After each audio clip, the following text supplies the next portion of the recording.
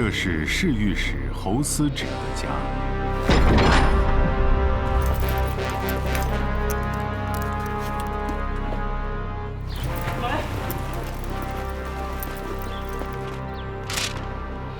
一向深得女皇武则天信任的侯思止，没有想到，今天他走到了政治生命和自然生命的尽头。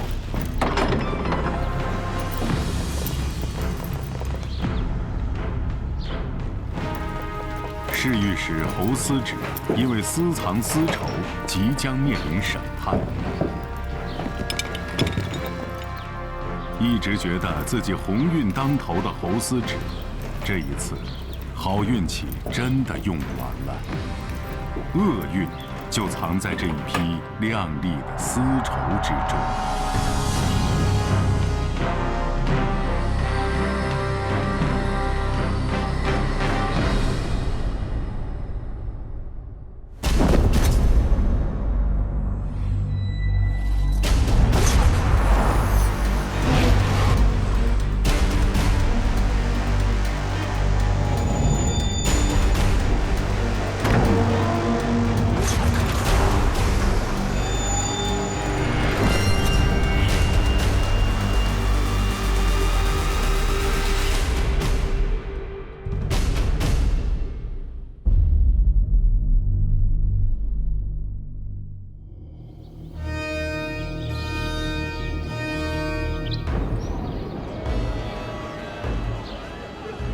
侯思止原本是个卖烧饼的文盲，处于社会底层的他，最大的梦想就是往上爬，完成阶层的跃迁。武则天时期举报成风，消息一旦被证实，举报人即可得到朝廷的赏赐。侯思止走的就是这条捷径。他因举报书王李元明谋反而成功上位。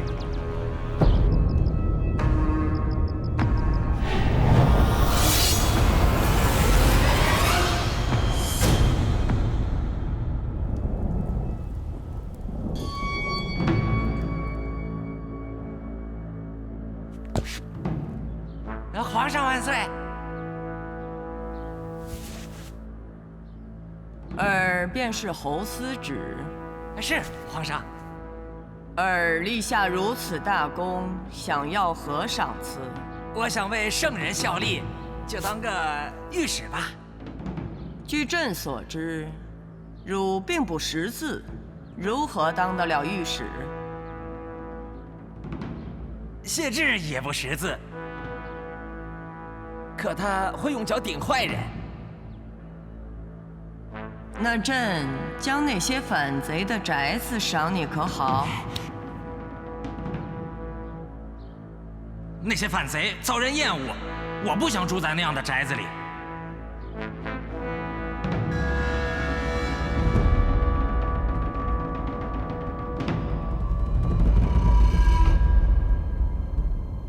这个卖糊饼起家的小贩，竟然一跃成为了侍御史。这个官不大，但是他的职责是监察百官。侯思止利用这一权力，大肆罗织罪名，任意陷害忠良，成为与来俊臣齐名的酷吏。小人得志的侯思止毫不掩饰自己的贪欲。他甚至不把门第出身放在眼里，想娶顶级士族赵郡李自义的女儿为妻。侯思止的倒行逆施和非分之举，彻底激怒了贵族出身的当朝宰相李昭德，于是密查侯思止。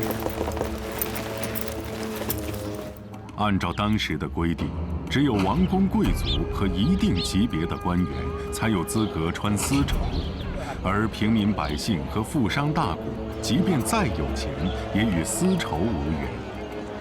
私藏丝绸者死罪，因为丝绸在当时相当于一种等价物，囤积丝绸相当于扰乱经济秩序。贪欲成性的侯思止当然经受不住丝绸的诱惑，这让李昭德找到了扳倒侯思止的机会。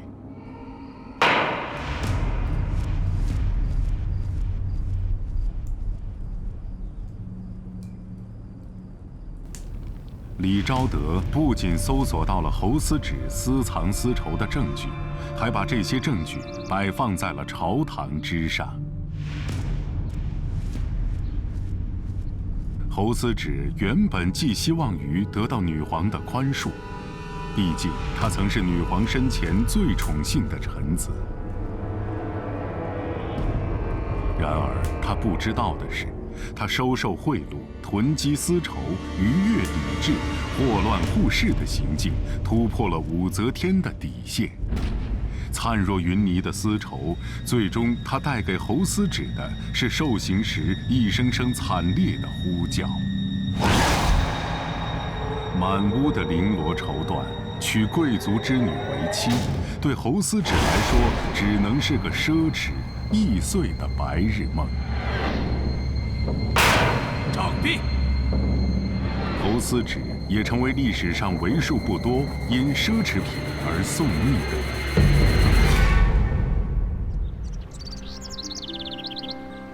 中国是世界上最早栽桑养蚕的国家，也曾是全球唯一的丝绸出口国。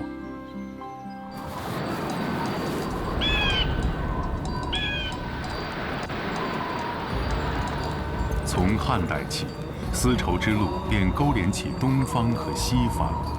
华丽而珍贵的丝绸受到了欧洲王公贵族的追捧。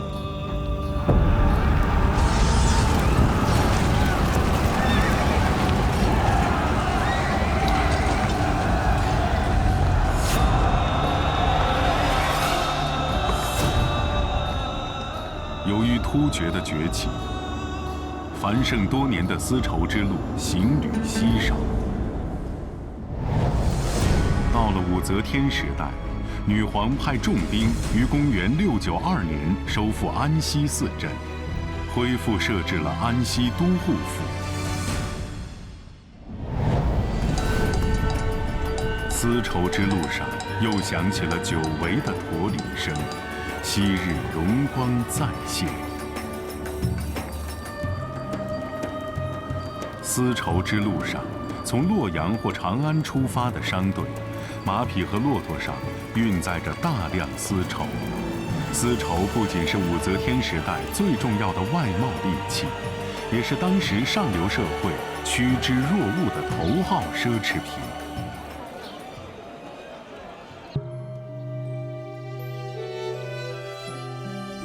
女皇武则天本人也是丝绸热爱者。在武则天的衣橱里，她最钟爱的就是那一件件丝质的石榴裙，而最奢侈的是用不同颜色和花纹的衣料做成的花肩裙。当时最奢华的花肩裙用12种衣料制成，成本极高。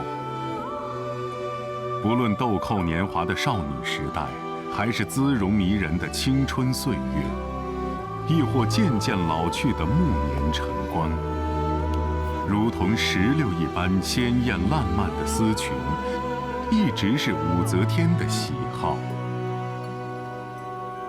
如果说丝绸的华贵众所周知，那么当时的另一种奢侈品，在今天看来完全微不足道，它就是牙刷。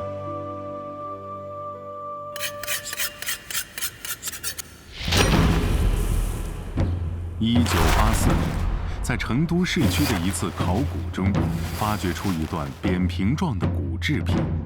它通体光滑圆润，头部略宽，有12个整齐排列的小圆孔。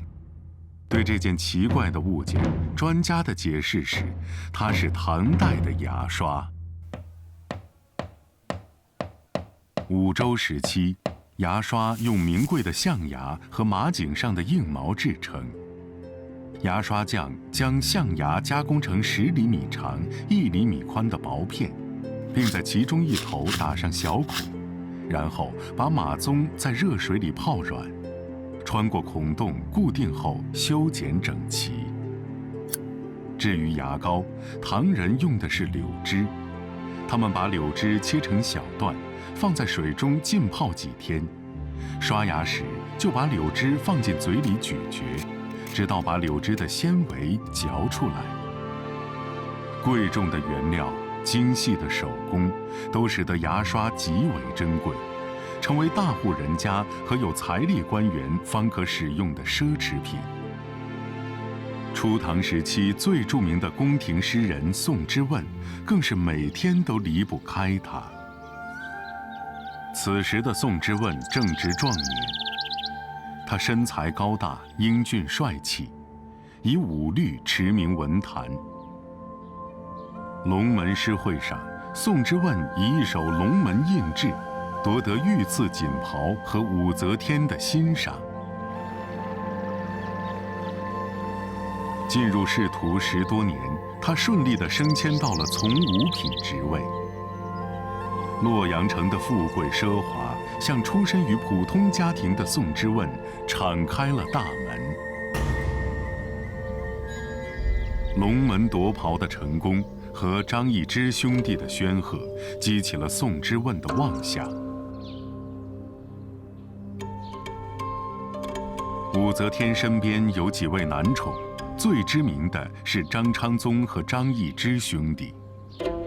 多年来追随二张，宋之问颇为不平。他认为，论才华，他远在二张之上；论外表，他与二张伯仲之间。无论如何，女皇该把自己也吸纳在身边。心存幻想的宋之问决定要送女皇一件礼物，以表自己的仰慕之心。经过多方寻找，他终于选定了一件稀世珍宝。他认为女皇一定会喜欢。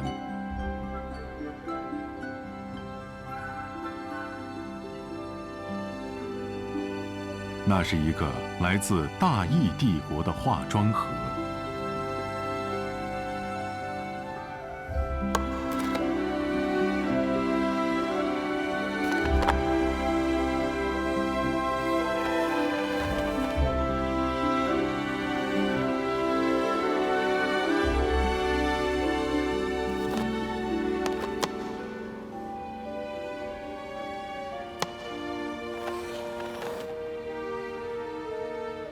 这个化妆盒，女皇果然爱不释手。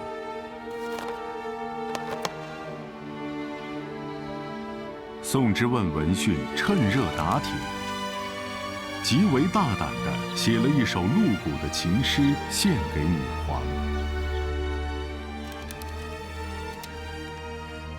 朕知道宋之问的才华，可是他有口疾。